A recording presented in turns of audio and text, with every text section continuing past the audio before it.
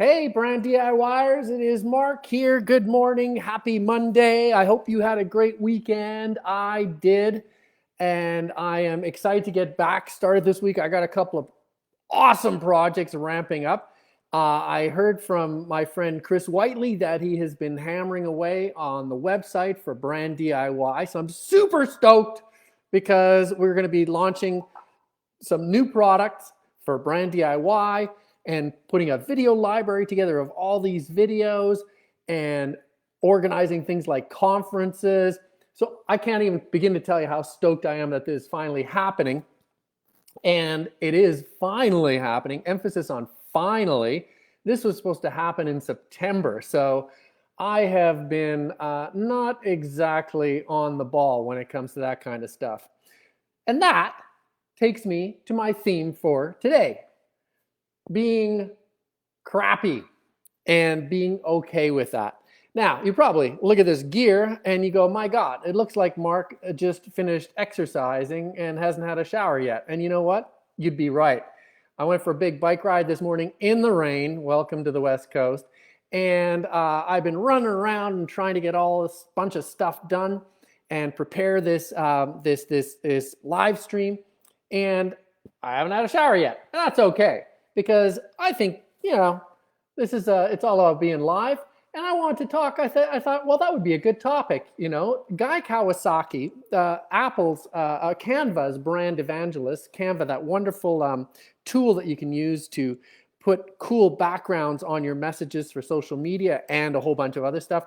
Guy Kawasaki, really smart dude. He also created the 10 slides that you need in a pitch deck. Absolute classic. And he was with Apple for a long time, did great work. Anyway, he's also very good at turning a phrase. And he famously said, don't worry, be crappy. And that's where I stole the title for today's show from. Now, let me talk about this, because there's a bit of a backstory to this. Back in the day, when I was coming up in advertising, I remember how much I hated making commercials. Because I remember we would spend days shooting a commercial for chewing gum, diet bars, something. And what killed me about it wasn't coming up with the ideas. I love the ideas, but it was executing, because we would hire a production company and pay a lot of money for this, and we would spend 2 or 3 days shooting these commercials, and our clients would be there and we would be there, and 50 people would be on the crew there, and craft services would be there, and we'd end up working through the night or working through 2 nights. And it was torture. And I remember the thing that stuck with me was that the directors would usually end up shooting every single scene about 30 different times, adjusting the lighting a little bit more, adjusting the camera just this way, that way. And to me, at that point, after watching that going on for a day and a half, I could have stuck knitting needles in my eyes. It was torture. It was absolutely awful. And the reason we did it was because we wanted to present an absolutely pitch perfect, polished vision of the brand to people. And it was the 1990s and everything was shiny. Everybody had white teeth and neon clothes, and it was pre-Kurt Cobain. And that's just the way things were. Now, park that thought. Business, the reality of business is that it is a process. It is not an entity. Business is not something carved in marble. You cannot polish it until it's done and then it's done. Business is constantly evolving, changing, morphing, adapting, falling down, getting up, scaling a mountain, falling into a river. That is business. It is constantly adapting to the marketplace. Now, for that reason, successful businesses need to behave more like a living organism.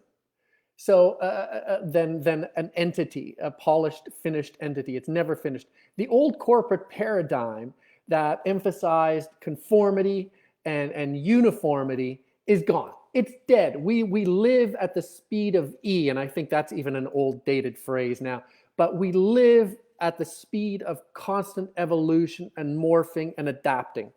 So brands are the same. We used to just kill ourselves making our brands, whether it was like a TV commercial or even shooting photos for a print ad. We used to kill ourselves making our brands impossibly polished and perfect. And you know what? I think what it actually led to was people looking at advertising saying, I could never be like that. I hate that. And I think that was the effect that it actually had on people, as opposed to, wow, I wish I was more like that dude with the perfect teeth and the six-pack abs in that chewing gum commercial. They'd look at it and go, ah, that's quite nice, but what a douche. Anyway, so we became completely detached from reality, and it didn't do anybody any favors. Now, God bless reality TV. I hate reality TV. However, the concept of putting yourself out there, warts and all, and filming it on your phone did a ton for marketing. It breathed a breath of fresh air into marketing and brand building. For the first time, brands didn't need to prioritize perfection, but this new concept became the thing that we all aspire to, and that was authenticity. I know, authenticity. It is one of the most used and misused and abused terms in marketing today. Now, some people, where authenticity starts to suck, is that a lot of people say, you know what? I can say whatever I want. I can be an asshole because I'm just being true to who I am. No, you're not. You're being an asshole. You live in a society. Now, you can be a freak. Go for it. God bless you.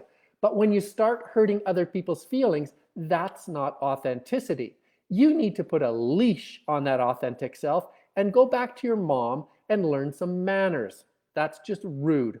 However, done my rant, authenticity can be a wonderful thing if it means that you're letting your brand live and breathe and be inconsistent and make mistakes and just be human, because that's refreshing.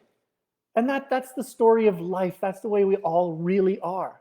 So instead of projecting a Teflon smooth surface to your brand, it enables you to project a brand with dimensions and corners and dark spots and bits that you can catch your clothes on and rip your clothing on, and that makes it interesting. You know, inconsistency makes things interesting. Brands can afford to be inconsistent as long as they don't abandon their defining attributes. So, you, I believe, will give me a bit of slack if I'm 5 minutes late on my live stream, because I know not all of you, or very few of you, actually watch the live stream when it's a live stream. Most of you, the lion's share of you, watch it later on in the day. But you will not forgive me if I start using this brand DIY group platform to start evangelizing about Christianity or talking trash about celebrities, or if I decide one day that as of now I'm just going to show pictures of my cute pets. You don't, that's completely wrong. That is not the authenticity that you're looking for. If I am consistent to branddiyGroup.com, you will allow me some slack. So I can look for this one day like I just came off a workout, or I can come on 5 minutes later because I know that most of you don't watch the show when it's live anyway. But I can't start talking about cool cat pictures because that is completely inconsistent with what this brand is all about. All right? So I want to leave you with a few things to think about. What you could do to give your brand some glorious authenticity and feel free to be a little bit crappy. Now, first thing I want to point out is this thing right here. This has more technology in it than they used to launch the first rockets to the moon. Use it. I believe that this is one of the most wonderful things for conveying brand messages that has ever been invented. Here's what I would suggest. If you have customers, I would go and talk to your customers. I would say, hey, what do you like? What don't you like?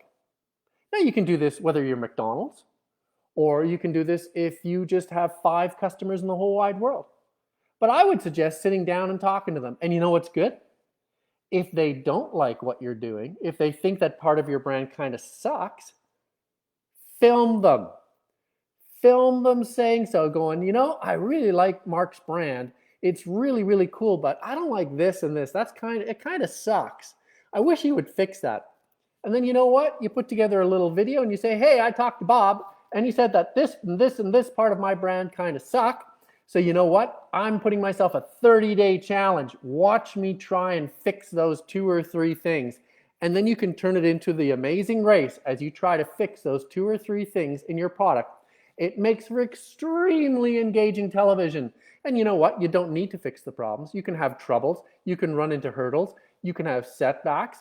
If eventually you get there, hooray. But in the meantime, people get to know you. Now, that's one thing. I would start using your phone. I would start filming people saying what they think about your brand. And if it's not perfect, that is an opportunity to make some good media. Now, let's talk about making bad media. Some people say, I get to be crappy by not proofreading my blog posts. I don't have to care about spelling mistakes because that's real. Bullshit. Admitting that your brand perhaps is done in a typeface that is not quite right and hard to read, and so you're going to fix it, that works.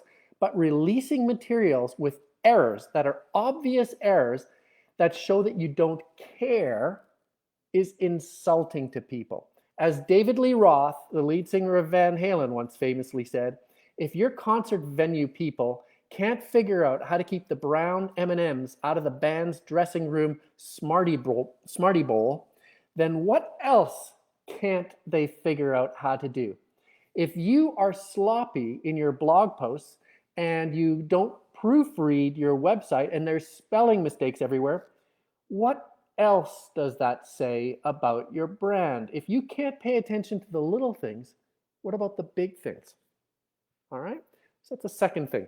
Be careful differentiating sloppiness from the glorious imperfection, all right? So first thing, use your phone, talk to people. Second thing, be careful if there are imperfections, admit there are imperfections and set out to fix them. But don't just be sloppy about your stuff and write it off as authenticity. Third thing, we are in a very unique time right now. I have suffered during COVID. I'm sure some of you have suffered during COVID.